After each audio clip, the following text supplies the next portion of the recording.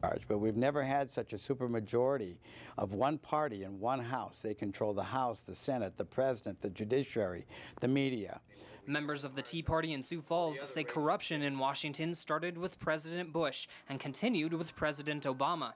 This spring, several Tea Party-backed candidates scored upset victories over longtime politicians in primary elections. Now they're hoping the same thing happens in the general elections. We just need to get moral sanity back in our country and economic stability, and that won't happen unless we have a revolution at the polls this November.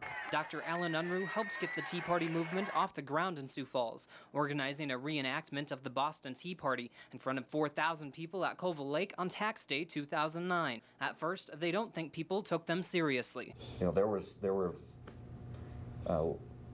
local and state politicians here that some are in office and some are not anymore, who predicted a short run for us. Now, after holding debates, forums, and rallies, they have people's attention.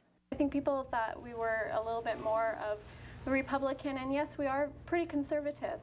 But then we also show the other side, and I think that showed credibility and got us our name up a little bit. Alonda Purinton grew up in politics because her father was a lobbyist and lawyer in Pierre. But when she started a family, she didn't have time to follow what was happening. And then with the bailouts happening, and then the stimulus, I went, we need to wake up. So she joined the Tea Party in Sioux Falls, along with 4,000 others in the region who signed up on their mailing list. In a little over a week, they want to make a statement at the polls. Hopefully we can at least stop the bleeding and quit digging and repeal most of what's happened the last 2 years. That's the Tea Party movement's goal. Unruh says the best way to really see what the Tea Party movement is all about is by watching the film I Want Your Money, which is showing at the Cinemark theaters in East Sioux Falls until Thursday.